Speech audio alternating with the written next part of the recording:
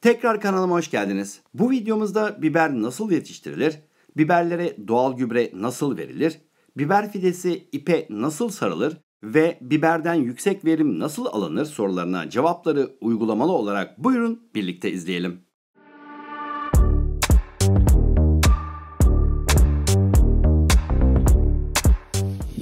Ata tohumlarından çimlendirip de 4. ve 5. yaprakları oluşan fidelerimizin toprağa dikimini gerçekleştirelim. Biber fidelerini dikim yapacağım alandaki yabani otların bir kısmını temizlemem gerekiyor. Bunun için toprağı biraz ıslatıyorum ki otlar kökleriyle birlikte topraktan daha rahat çıksın. Biber fidelerini çok derine dikmenize gerek yok. Fide kökleri kısa sürede derinlere ulaşacaktır. Biber fideleri başlangıçta kazık kök olup zamanla yan köklerin çıkmasıyla bütünlük kazanır. Bitki bol görünümlü, narin bir saçak köke sahiptir. Zaman zaman da kökler 100 santimetreye kadar iner. Köklerin yanlara dağılımı 40-60 santimetre arasında değişir. Ben damlama sulama sistemi kullanacağımdan fidenin yakınına bir delik açıp sistemimi kuruyorum. Siz bunu yapmak zorunda değilsiniz. Ben birkaç hafta bahçemden uzakta olduğumdan bu otomatik sistemi kurdum. Bu sistemi nasıl kurduğum ile ilgili detaylı videoya yukarıdan ya da açıklamalara ekleyeceğim linkten ulaşabilirsiniz. Damlama sulama sistemi biberlerin, kabakların ve domateslerin ben uzaklarda olsam dahi programladığım şekilde sulama zamanını ve su miktarını otomatik olarak sağlıyor. Biber fidelerinin dikiminde iki fide arasında yaklaşık 50 santimetrelik aralıklar bırakıyorum. Biber fideleri yaklaşık 1,5 hafta sonra çiçeklerini açmaya başladı. Hatta bibere dönenler bile var.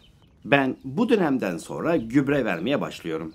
Yaprak, çiçek ve lezzetini daha iyi sağlaması için destek şart. Daha önceki videolarımda yayınladığım bu doğal gübreyi nasıl hazırlıyoruz? Buyurun izleyelim. Tamamen doğal olan bu gübreyi büyükbaş hayvan yetiştirenlerden de temin etmek mümkündür.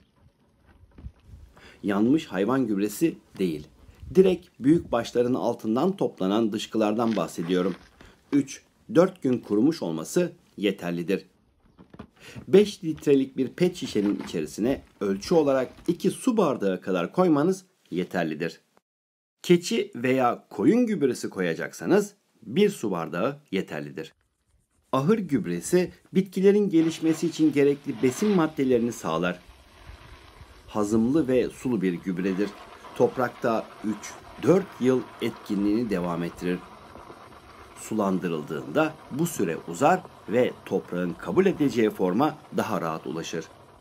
Pet şişenin tamamını su ile doldurun. Pet şişeyi gölge bir yere koyun. İçerisindeki tezeğin sertliğine bağlı yaklaşık 5 dakika sonra bile kullanabilirsiniz. Eğer tezek çok kuru ise 4-5 saat demlenmesini bekleyin. Bu doğal gübreyi kullanmadan önce iyice karıştırın ve her fide için yaklaşık 1 su bardağı kadar kök diplerine dökün. Boyları 15 santimetreyi geçmiş fidelere uygulayabilirsiniz. Daha kısa boylu fidelere uygulamayın. Fideyi yakarsınız. Son yıllarda artan kimyasal gübre kullanımı beraberinde toprak tuzluluğu, toprağın yapısının bozulması, toprakta bazı elementlerin birikmesi ve bu birikimin diğer besin maddeleri aleyhine gelişmesi gibi olumsuzlukları getirdiğinden üreticileri alternatif gübre kullanımı yoluna itmiştir. Bu arayışlar sonunda çok eskiden beri yararlılığı kanıtlanmış olan organik gübrelerin tekrar kullanımı gündeme gelmiştir. Burada bodur çeri domateslere de uyguluyorum. Ama daha önce tüm domateslerde uygulamamız gerektiği gibi domateslerin toprağa temas eden alt yapraklarını koparın. Bu işlem domateslerin hastalık kapmasını engeller. Daha önceden hazırlamış olduğum domates budama videoma yukarıdan ya da açıklamalara ekleyeceğim linkten ulaşabilirsiniz. Defalarca uyarmama rağmen kimyasal gübre kullanan dostlarım, toprağınızı ve kendinizi zehirlemeyin. Doğal besinler haricindekiler geri dönüşü olmayan zararlar vermektedir. Madem doğal beslenmek için bu sebze meyveleri yetiştiriyoruz, bu basit tariflerle bunu gerçekleştirebilirsiniz. Çevreye zarar vermeden birim alandan bol ve kaliteli ürün almak için toprağınızın pH değerini bozmadan azot, fosfor ve potasyum açısından zengin bu gübre şerbeti kısa sürede bitkilerinizin çiçek açmasını sağlayacaktır. Bu arada uyarmak isterim ki bu işlemi 15 günde bir yapmanız yeterlidir. Daha sık sürelerde uygulamayın. Şerbeti döktükten sonra mutlaka sulayın ki mineraller toprak içerisine ve köklere rahat ulaşsın. Aynı zamanda gübreyi biraz daha seyreltmiş olursunuz. Bu şerbeti 15 günde bir verin diyorum. Çünkü her şeyin fazlası zarardır. Toprağı fazla gübrelerseniz toprağın asidik oranını bozarsınız. Bu da bitkinizin topraktan besin almasını engeller. Şişe içerisinde kalan posanın üzerine tekrar su doldurun ve bu sefer bir gün bekletin. Sonra kalan bitkilerinize aynı miktarda uygulayabilirsiniz. Biberleri budama ve ipe sarmaya gelince, öncelikle biber fidelerinin çatal kısmından aşağıda kalan yaprakları temizliyoruz. Bu işlem sayesinde hem topraktan fidemize hastalık gelmesini engelliyoruz, hem de fidenin çatal kısmının altındaki yapraklar yerine çatalın üstüne mineral göndermesini sağlıyoruz ki bol çiçek açıp daha sağlıklı ürünler elde edelim.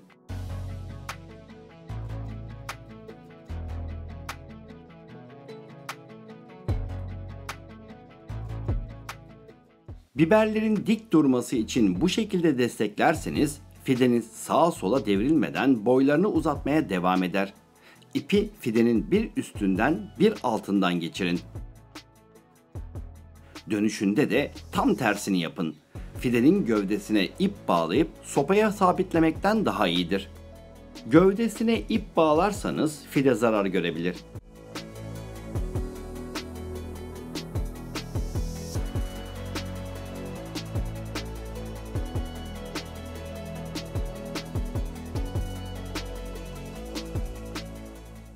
İpi tekrar başladığımız yere sabitliyoruz.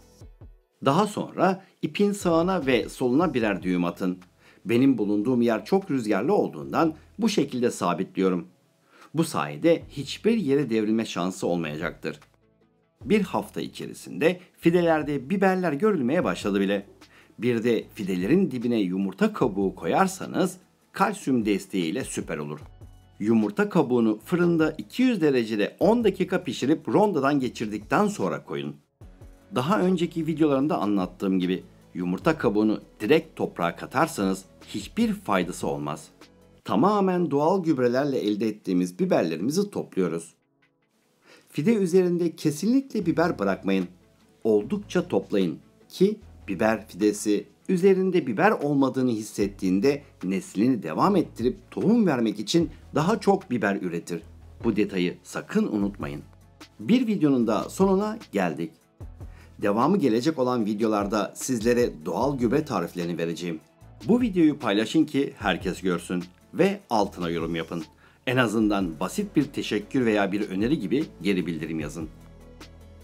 Videoyu beğendiyseniz beğeni tıklamayı, kanalıma yeni geldiyseniz kanalıma destek olmak için ücretsiz olarak abone olabilirsiniz.